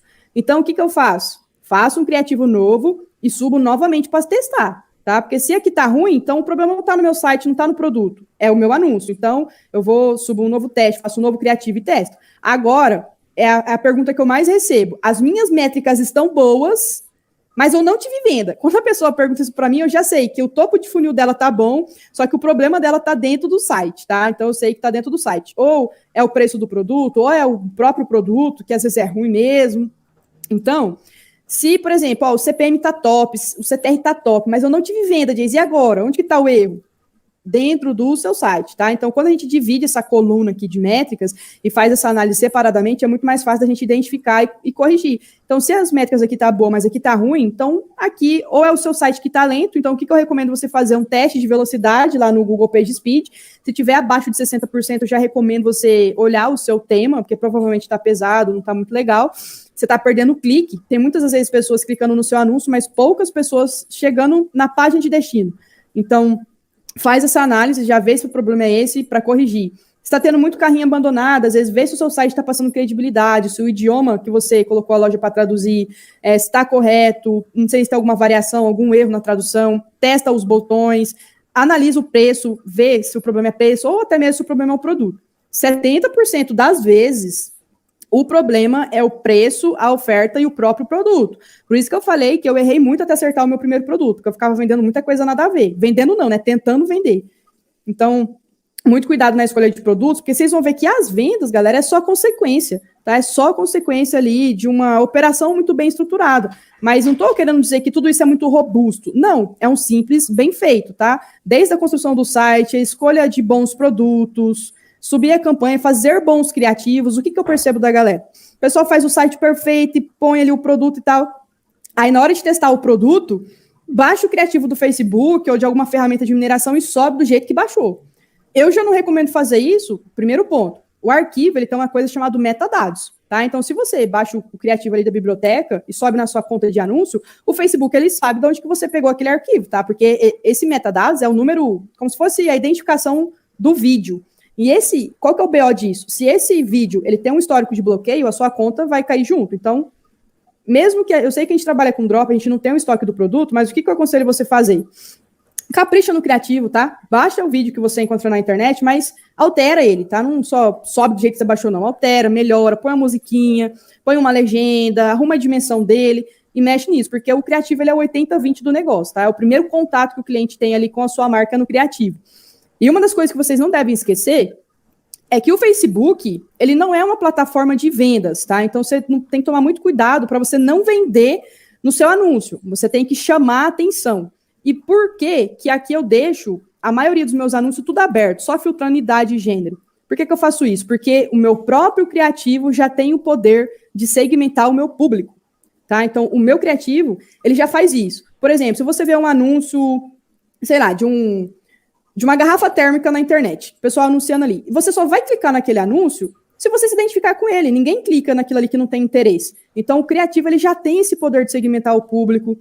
Não venda no seu criativo, que você vai acabar espantando as pessoas, então muito cuidado. Então aqui, por exemplo, analisei as métricas, vi que o problema está no meu site, vamos corrigir, né? Vamos ver onde que está o erro, vamos corrigir. Muito cuidado também na escolha de produto, porque às vezes pode ser que o seu produto não está legal mesmo, aí eu recomendo você trocar, mas aqui no teste, com 2 dias rodando, já é suficiente para você coletar dados, para saber se esse produto é bom, se tem demanda ou não, ainda mais se tratando desses países que são culturas diferentes que é a nossa, né? Às vezes a gente não sabe se um produto vai dar legal em algum país ou não. Então, aqui... E sempre está movimentando a sua esteira de teste, tá? Sempre minere, sempre esteja ali na biblioteca ou qualquer ferramenta de mineração para ver o que está acontecendo no mercado, o que a galera está vendendo, porque isso é muito importante, galera. A gente trabalha com vendas, a gente tem que ter produto, minerando produto, testando produto, porque se você parar de testar, se você parar de vender, sua operação simplesmente fecha. E nunca dependa de um produto só, tá? Que isso aí foi, inclusive, um dos erros que eu cometi quando eu estava começando lá em 2019. O que eu fiz? Acho que eu fiquei tão emocionada depois que eu acertei o meu primeiro produto, que eu falei, pronto, né? Aposentei, pá, já era, aposentei. Não, mas calma lá. Passou um tempo, o bendito produto parou de vender. Eu falei, nossa, meu Deus do céu, e agora? Até eu acertar outro produto de novo. Então, o que eu comecei a fazer? Justamente o que eu falei para vocês no começo aqui da live. Eu comecei a observar padrões, tá? Eu nunca tive essa mentalidade de ficar atrás de produto vencedor. Eu sempre observei padrões. Depois que eu entendi que existe, sim, padrões de produtos escaláveis, foi quando eu tive essa virada de chave. Foi quando eu parei de enxergar esse lance de produto vencedor e comecei a perceber que o produto vencedor é você quem constrói ele, é você que faz, é você ter o seu público, um bom produto e saber o momento de anunciar ele. Então, o produto vencedor é você que vai construir. Aí, beleza. Aí que eu subo essa campanha de teste, vou deixar ela rodando aqui uns 2 dias. Aí, beleza. A próxima etapa dessa campanha, o que a gente vai fazer? Você vai perceber que 1 ou 2 conjuntos vai se destacar. Tá? Isso é uma média. É uma média aqui do tráfego. Você vai ver que 1, 2 conjuntos vai se destacar. Então, vamos supor que saiu uma venda, por exemplo, aqui nos Estados Unidos. Saiu venda dentro do CPA. Tá? O meu CPAzinho aqui de R$15, top. E agora, o que eu faço? Você vai pausar os outros conjuntos que não teve a venda, não vai mexer nem nada. Teve uma pessoa que me perguntou, você fala assim, mas eu não vou otimizar, não sei o quê. Não vai otimizar. Você vai pausar, no seu venda você pausa, e vamos focar no que teve a venda, tá? Porque o objetivo dessa minha campanha de teste é coletar dados e saber se esse produto tem potencial ou não. Essa campanha fez o papel dela, teve a venda? Beleza. O que eu vou fazer? Eu vou entrar na minha fase de otimização e pré-escala. Eu vou pegar esse conjunto. Galera, tem muitas pessoas que têm dúvida em escala, mas você vai ver que a escala, ela é só consequência, tá? Ela é só consequência, não é uma receita pronta, mas você vai ver que você vai estar com várias campanhas rodando, não só no Facebook, aí você vai começar a colocar e-mail, vai começar a colocar outras coisas, o Omnichannel, né, vários canais, mas aqui no Facebook, por exemplo, saiu a venda aqui. Nos Estados Unidos, o que eu gosto de fazer? Eu duplico esse conjunto aqui que saiu à venda numa campanha de CBO. Tá? Eu duplico esse conjunto aqui 3 vezes numa campanha de CBO com orçamento inicial de R$300. E o porquê que eu faço isso? Porque essa quantidade de orçamento aqui de 30 por dia é aquele pinga não pinga, né? Aquele famoso venda num dia, não vende no outro. Então, R$30 não é orçamento suficiente para te trazer vendas constantes. Então, eu já pego o conjunto que teve um potencial aqui que saiu à venda, duplico ele numa nova campanha de CBO, programo para o dia seguinte, né? E coloco orçamento de R$300. Porque R$300 nessa campanha já é orçamento suficiente para eu começar a ter vendas todos os dias. E assim, a gente vai analisando até chegar no ponto de escala. Mas, a princípio, eu não vou entrar na estrutura de escala, porque entra contingência e eu, ao invés de querer ajudar, eu vou acabar embananando a cabeça de vocês. Como que você faz hoje na tua operação o saque, atendimento ao cliente em diferentes países? A gente faz via e-mail, é uma pessoa que fica no suporte, tudo via e-mail. Mas tem um site que você consegue comprar números específico para cada país, tá? Até por questão de credibilidade, confiança ali e tal. Se vocês quiserem, dá para fazer isso. Mas aqui, em relação ao suporte ao cliente, é tudo via e-mail mesmo. Perguntaram aqui de Portugal. Portugal, para fazer nessa modalidade, com a loja em espanhol e tudo mais, eu já não recomendo, porque vale a pena se você mora em Portugal, tá? Porque em Portugal você precisa de ter o NIF, que é o número de identificação fiscal do país. É como se fosse o CPF do Brasil. Então, se você, por exemplo, é brasileiro e tem interesse em rodar, por exemplo, em Portugal, eu já não recomendo. Primeiro ponto, Portugal é um país muito pequeno, tá? A população ali menor de 10 milhões. Então, já não dá muito certo. E a galera lá tem o hábito de comprar com o multibanco, o MBWay. Então, você só consegue ter acesso a esses provedores de pagamento se você tiver o número de identificação lá de Portugal. Então, com o Stripe fica muito inviável, tá? Gente, muito inviável mesmo. Gente, eu morei em Portugal, cara. Nossa, velho, quando você saía do Algarve para atravessar em Portugal, se o cara era meio doido, motorista, cara, acho que, não lembro direito, cara, isso foi em 2010. Acho que em 5 horas você atravessa Portugal de carro. 5, 6 horas. É muito pequeno. É gente, muito pequeno, eu já não aconselho. Agora a Espanha já é enorme, né? Sem contar que o país inteiro fala espanhol. É enorme. Mas é bem pequeno. Cara, eu vou dar um exemplo de Portugal. Claro que tem, com certeza, todo lugar tem lugar de sucesso, né? Mas os portugueses lá, os maiores, vou dizer assim, dropshippers, né? Que trabalham com e-commerce dropship, os maiores de lá não vendem em Portugal. Para você ver ver a ideia, entendeu? Uhum. Você vai em canal de português, aí que você vai procurar nas coisas que o cara falando, eles sempre falam de Dropmundo, os próprios portugueses não vendem lá. É muito limitado, né? A população um pouco mais velha também, não é todo produto que vinga para lá. Então, assim, é igual eu falei para vocês, é muito bom pesquisar a cultura, os dados demográficos e tudo mais. Por exemplo, o Cajeta ensina vocês usarem o ChatGPT da melhor forma. Mas você pesquisa lá quais são as principais dores, por exemplo, das pessoas que moram no México, ali você já tem um norte de produto para vender. Eu não quero assustar ninguém, sei que a galera tá falando que eu assusto e tudo aí. Gente, procura algum vídeo aí, não é assunto desse vídeo aqui, sobre reforma tributária, gente. Procura algum vídeo disso daí específico, veja os 3 vídeos sobre isso que vocês vão assustar, gente. Cara, sério, é absurdo. Perguntaram aqui, sobre o Stripe. Ele quis dizer isso aqui, qual país fugir além da Argentina? Tá falando do Mercado Latam. Argentina, isso. Você foge. Venezuela, você foge. 100%. Equador também fugiu um pouquinho. Uruguai também demora muito e eu tive um alto índice de produtos extraviados para lá também. Então, muito cuidado, Uruguai. Aí perguntaram aqui, o Stripe para as vendas demora para receber? Cara, o Stripe libera o seu dinheiro em 5 dias e é automático, você não precisa nem solicitar o saque, tá? Ele já manda automático para a sua conta que você cadastrou quando você criou o Stripe ali. 5 dias, rapidão. Jason, é que o povo aqui tem uma dúvida no Stripe, né? Eu, em 2018, foi um dos primeiros vídeos que eu publiquei, assim, relacionado ao mercado de drop, eu sempre fui conversão, essas coisas. Aí eu fiz um vídeo, acho que 2018, foi isso aí, hackeando o checkout da Shopify, que não existia checkout transparente ainda. Eu só fiz, mexendo no código e tudo, tirei aquele passo do meio do frete, porque o frete já era selecionado. Aí usando o Stripe. Daí ficou tipo um mini checkout transparente só em cartão de crédito. E eu falei naquele vídeo, não mudou até hoje. Se mudou, você me corrige. Quando era D mais 30, quando você estava vendendo no Brasil. Mas Isso, só para o Brasil, para as vendas internacionais. Quando você vem de fora para cá, dá 5 dias, é que ela falou, que você vai direto na conta. Como fazer a precificação correta? Ó, aqui, como a nossa loja ela vai rodar em vários países, eu geralmente coloco um markup mínimo de 3, mas como eu falei para vocês, por exemplo, o anti-ronco, eu paguei $1,90, vendia 19, então eu nunca tive esse problema de precificação. Mas, o que vocês vão fazer? Quando vocês abrirem o AliExpress, vocês vão ter... Tá, eu já fiz isso daí em vídeo, faz aí, abre teu AliExpress aí, e vai em qualquer produto...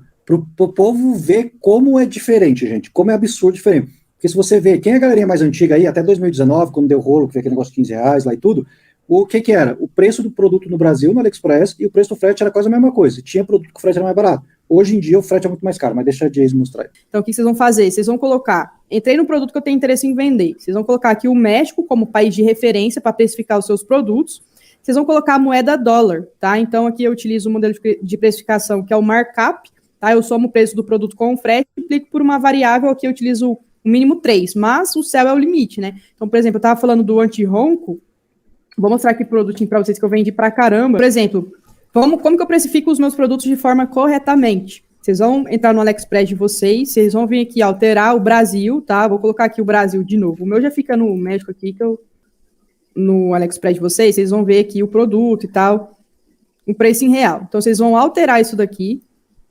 Então, esse produto aqui custa, em média, R$30. Se for vender no Brasil, o markup de 3 vai dar uns R$ 89,90. Beleza. Vocês vão alterar o Brasil e vocês vão colocar o México, tá? Para a loja que vai vender em vários países, vocês vão ter o México como referência. E vai colocar a moeda dólar. Aí, vocês vão somar o preço do produto. Olha isso daqui. Vocês vão pegar o preço do produto. Olha a diferença, galera.